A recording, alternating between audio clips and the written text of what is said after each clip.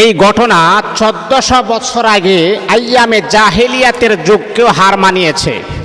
এই যে গতকাল মঙ্গলবারে যে ঘটনাটা ঘটেছে, ঢাকার ভিতরে যে ঘটনাটা ঘটেছে, রামিসা নামক একটা মেয়ে, মাত্র 8 বছরের একটা শিশু, ক্লাস 2তে পড়ে, তার সাথে যেই রকমভাবে অমানবিক নির্যাতন করা হয়েছে, তাকে যেইভাবে তার সাথে তাকে অবৈধ সম্পর্ক করে, তাকে জোরপূর্বক তার সাথে খারাপ বিলিভ করে এই মেয়েটাকে দুনিয়া থেকে যেইভাবে তারা হত্যা করেছেন, এটা 1400 বছর আগে নবী মুহাম্মদ সাল্লাল্লাহু আলাইহি ওয়াসাল্লামের আগেও যারা আসছিলেন তাদের যে কর্মকাণ্ড ছিল, তাদের কর্মকাণ্ডকে হার মানিয়েছেন। নাউজুবিল্লাহি মিন যালিক। মাত্র 8 বছর তার বয়স, ক্লাস 2তে পড়ে, রামিসা করে নাম। ফুটফুটে মেয়েটা, কত সুন্দর একটা মেয়ে। আমারও তো মেয়ে আছে। আমাদের বাংলাদেশের ভিতরে ছোট শিশু বাচ্চাদের কোনো নিরাপদ নাই, এটা অবাক লাগার বিষয়। আপনারা কথায় কথায় খালি শুধু সংবিধান সংবিধান সংবিধান, এটা নাই সংবিধান, সেটা নাই সংবিধান অনুযায়ী আইন করতে হবে, এই বাটফারি সিটারি কথা বন্ধ করতে হবে। তা না হলে আজকে রামিসা অত্যাচারিত হয়ে, জুলুমের শিকার হয়ে দুনিয়া থেকে বিদায় হয়েছেন, আগামীকালকে আমার মেয়ে যাবে না, এটার কি বিশ্বাস আছে? যদি আমাদের দেশে দর্শনের বিচার হতো, সুষ্ঠু বিচার হতো, আল্লাহ পাক রব্বুল আলামিনের কোরআনের আইন অনুযায়ী যদি বিচার হতো, তাহলে রামিসাকে আজকে জীবন দিতে হতো না। এই যে নিকৃষ্টতম একটা ছেলে জাকির, হৃদয় বিদারক ঘটনা। 8 বছরের শিশু প্রতিদিন তার বড় বোনের সাথে স্কুলে যেত। মঙ্গলবার যখন স্কুলে যাওয়ার সময় হয়েছে, তখন তাকে খুঁজে পাওয়া যাচ্ছে না। রামিসার বড় বোন মাকে বলতেছে, মা রামিসাকে তো খুঁজে পাওয়া যাচ্ছে না। তো মা মনে করতেছে মনে হয় কোনো জায়গাতে মনে হয় একটু হাঁটাহাঁটি বা একটু ঘোরাঘুরি করতেছে মনে হয়।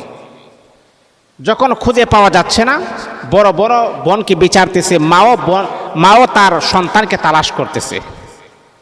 সন্তানকে তালাশ করতে গিয়ে দেখে পাশের বাড়ি ফ্ল্যাটে তার একটা জুতা দেখা যায়, আর একটা জুতা দেখা যাচ্ছে না। তখন দরজার মাঝে নক করলেন, পাশের বাড়ি ফ্ল্যাটে নক করলেন, এই দরজা ভিতর দিয়ে তালা লাগানো আছে, ভিতর দিয়ে শক্ত করে লাগিয়ে রাখছে।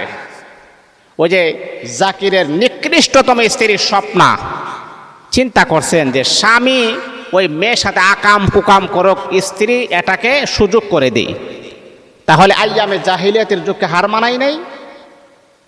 আর আইয়ামে জাহিলিয়াতের যুগতে এমনটা ছিল না। এখন যে রকম কারবার চলতেছে, জাকিরের নিকৃষ্টতম একটা পাপাচার ব্যক্তি 8 বছরের শিশুকে দর্শন করেছে, তারপরে কিভাবে তাকে হত্যা করেছে। আরে হৃদয় বিদারক ঘটনা। এটা যদি আজকে আমার মেয়ের সাথে হতো, তাহলে তো আমি তো সহ্য করতে পারতাম না। রামিসার বাবার কথাগুলো যদি আপনারা শুনেন, আপনাদের বুক, আপনাদের যদি একটু মায়া থাকে, আপনাদের কলিজাগুলো ফেটে যাবে। এইরকম কথা বলতেছে। এই রামিসাকে কি করলেন, ওই জাকিরি সে আগের থেকেই লালসায় বিমূঢ় হয়ে আছে। রামিসাকে সে রেপ করবে, রামিসাকে সে বুক করবে, রামিসাকে সে দর্শন করবে। রামিসাকে যখন জোর করে যখন জাকির তার ফ্ল্যাটে নিয়ে গেছে, তখন তার স্ত্রী তাকে সুযোগ করে দিয়েছেন, জাকিরের স্ত্রী সুযোগ করে দিয়েছেন যেন ভালো মতো যেন করতে পারে।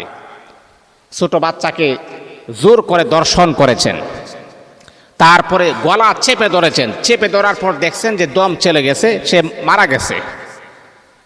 তাকে মারা যাওয়ার পরে এই মৃত্যুটাকে দামা চাপা দেওয়ার জন্য, যাতে করে রামিসাকে চিনতে না পারে, সেই জন্য তার বডি থেকে তার মাথাটাকে আলাদা করা হয়েছে। আল্লাহু আকবার, আল্লাহু আকবার। কত সুন্দর একটা বাচ্চা, কিউট একটা বাচ্চা রামিসা, চেহারা কত সুন্দর। তার রোল নং 2 ছিল, মেয়েটা তার 2 নাম্বার মেয়ে। মাত্র ক্লাস 2তে পড়ে, 8 বছরের একটা শিশু। তখন মা যখন দেখতেছে রামিসাকে পাওয়া যাচ্ছে না, দরজার মাঝে বারবার নক করতেছেন, মার সন্দেহের মাত্রাটা আরো বাড়তেছে। মা কান্না শুরু করে দিলেন, মা হাউমাউ করে কান্না শুরু করে দিলেন। পাশের বাড়ি ফ্ল্যাট থেকে সবাই যখন চলে আসছে, দরজা ধাক্কাইতেছে, কোনো কাজ হচ্ছে না, তখন তারা 99 নাম্বারে তারা ফোন দিয়েছেন, 99 নাম্বারে তারা ফোন দিয়েছেন। 999 নাম্বার ফোন দেওয়ার পরে যখন পুলিশ বাহিনী যখন আসছেন, তারাও অনেক চেষ্টা করছে, দরজা খোলা যাচ্ছে না। তারপর লাস্ট পর্যন্ত দরজা ভেঙে দরজা রুম খুলেছেন, দরজা খুলেছেন, খোলার পর দেখতেছে রক্ত মাখা অবস্থায়, রক্ত লাগানো আছে চতুর্দিক দিয়া। তখন সরকারি বাহিনীরা তারা অনেক জায়গায় খোঁজাখুঁজি করতেছে, লাশ তো পাওয়া যাচ্ছে না। তখন দেখতেছে খাটের নিচে পা দেখা যাচ্ছে। পা ধরে যখন টান দিছে, টান দেওয়ার পর দেখতেছে যে রামিসার দেহটা আছে কিন্তু মাথাটা সেখানে পাওয়া যাচ্ছে না। আল্লাহু আকবার, আল্লাহু আকবার। এই দৃশ্যটা মা দেখার পরে কান্না শুরু করলেন। এই আল্লাহ পাক রব্বুল আলামিনের বান্দা বান্দা, আপনি শুনেন, এই ঘটনাটা যদি আপনার মেয়ের সাথে ঘটতো তাহলে কেমন হতো, তাহলে কেমন হতে একটু চিন্তা করে দেখেন, বিবেকটা একটু নাড়া দেন। আজকে যদি রামিসার বিচার যদি হয়ে যায়, তো আজকে এই যে শিশুগুলাকে দর্শন করা হয়, ছোট বাচ্চাকে দর্শন করা হয়, আমাদের দেশে যদি তাদের বিচার হয়, তো আল্লাহর কসম, আল্লাহর কসম, আমাদের দেশে আর রামিসাকে আর কখনো জীবন দেওয়া লাগতো না। আমাদেরকে সান্ত্বনা দেওয়ার জন্য একটা কাজ করে সরকার বাহিনী, সেটা মানতে হবে। যখনই কোনো ঘটনা ঘটে তাড়াতাড়ি তাকে গ্রেফতার করানো হয়। এই কাজটা আমাদের দেশে সরকার করে। এটা ফুতুল খেলার মতো একটা কাজ করে আমাদেরকে আশ্বাস দেয়। তারপর আমরা শুনি এই দর্শনকারীও নাকি এই জামিন পেয়ে বের হয়ে আসছে। এরকম ঘটনা আমরা শুনি। এইরকম তাল বাহানা জনগণের সাথে আর কখনো করা যাবে না। যদি পারেন দেশ চালান, না হলে চলে যান। আর আমার মেয়ের মতো রামিসাকে যেন জীবন দিতে যেন না হয়। সংবিধান করা আর এরকম নাটক করা যাবে না। আল্লাহ পাকের কোরআনের সংবিধান চালু করুন। জেনা করলে, দর্শন করলে তার শাস্তির আইন বাংলার জমিনে চালু করুন। দেখবেন রামিসার মতো আর কোনো মেয়ের জীবন দেওয়া লাগবে না। এখন সময় আছে, উপযুক্ত সময় হয়েছে কোরআনের আইন বাস্তবায়ন করার পারফেক্ট সময় এখন বাংলার জমিনে চলে আসছে। সম্মানিত হাজিরিন, মা সচক্ষে দেখলেন, হারে আমি এটা কি দেখলাম, আমার মেয়ের তো মাথাটা নাই, শুধু খালি গর্দানটা আছে। মা তো সেখানেই একেবারে অজ্ঞান হয়ে গেছে। বন্ধুরে আমার, কান্নার রোল পড়ে গেল। হারে এটা আমরা কি দেখলাম, কি দেখলাম, কি দেখলাম। প্রশাসনের বাইরা চিন্তা করতেছেন হাওমাও করে। প্রত্যেকটা মানুষ যখন কান্না করতেছেন, তারা তাদের দায়িত্ব পালন করতেছেন। রামিসার মাথাটা তো পাওয়া যাচ্ছে না।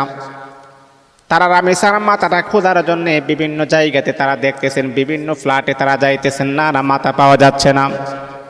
এক পর্যায়ে তারা যখন ওয়াশরুমে গেলেন, বাথরুমে গিয়ে দেখে একটা বালতির মাঝেই রামিসার সোনালি মুখটা দেখা যাচ্ছে, হাড়ের নিষ্পাপ মুখটা দেখা যাচ্ছে। মাথাটাকে কেটে একটা বালতির মাঝে, বাথরুমের মাঝে তারা রেখে দিয়েছেন।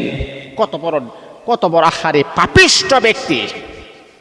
ছোট বাচ্চা, নিষ্পাপ বাচ্চা, আহারে ফুটন্ত গোলাপের মতো চেহারাটা, তার মাথাটাকে কেটে ওয়াশরুমের বাথরুমের যে বালতি আছে না, বালতির মাঝে রেখে দিয়েছেন। আইয়ামে জাহিলিয়াতের যুগকে হার মানিয়েছেন। এই ঘটনাটা আপনারা জানেন। এই ঘটনা ঘটানোর পরে রামিসার বাবার কাছে সাংবাদিকরা আসছেন।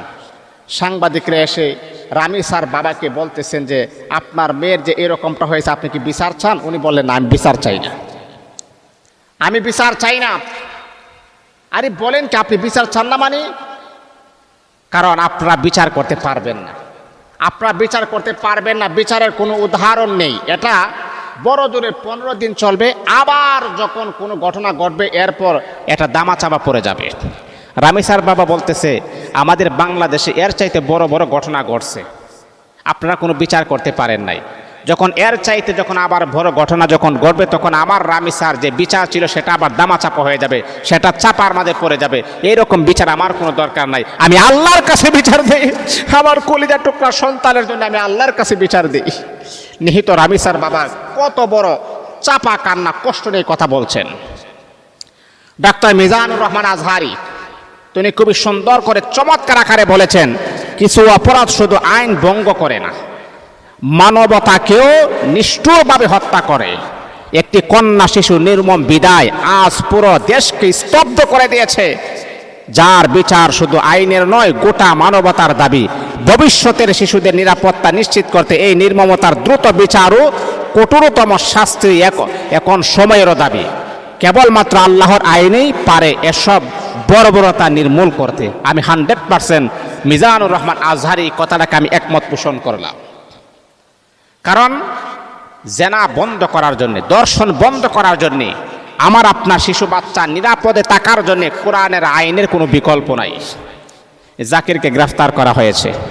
জাকিরের সাথে তার স্ত্রী স্বপ্না জামাইকে সহযোগিতা করেছেন, তাকেও গ্রেফতার করা হয়েছে। এখন সরকারের কাছে আমার একটাই দাবি, আমার মেয়েকে আজকে তারা দর্শন করে নিকৃষ্টতমভাবে কষ্ট দিয়ে দেহ থেকে মাথাটাকে আলাদা করে দিয়েছেন, তার পাগুলো আলাদা করে দিয়েছেন। আমার এই মেয়ের জন্য সুষ্ঠু বিচার যেন আমরা পাই, জনগণের সামনে সচক্ষে তার বিচার করতে হবে। তা না হলে সরকার যদি ব্যর্থ হন, তাহলে আপনারা থাকবেন কি থাকবেন একটা ডিসিশন বাংলার জমিনের মানুষেরা নেবে। কারণ আপনারও মেয়ে আছে, আপনি এই বিচারটা অবশ্যই সুষ্ঠুভাবে করবেন। রামিসার এই বিচারটা করবেন। আল্লাহর কাছে দোয়া করি রামিসার মা বাবাকে যেন আল্লাহ তাআলা ধৈর্য ধারণ করার জন্য তৌফিক দান করুন, আর রামিসাকে যেন আল্লাহ পাক জান্নাতুল ফেরদাউস নসিব করুন। আল্লাহ আমাদের সবাইকে এই রকম দুর্ঘটনার কবল থেকে প্রত্যেকের ছেলে মেয়েকে যেন আল্লাহ তাআলা কুদরতিভাবে যেন হেফাজত করুন। আর জাকির যে কাজটা করেছেন, আল্লাহ পাক তার উপরে তো অবশ্যই লানত তো পড়বেই, আল্লাহ তার বিচার যেন জনসম্মুখে যেন করেন, আমরা যেন সচক্ষে দেখতে পারি, আমাদের সবাইকে যেন কবুল করে।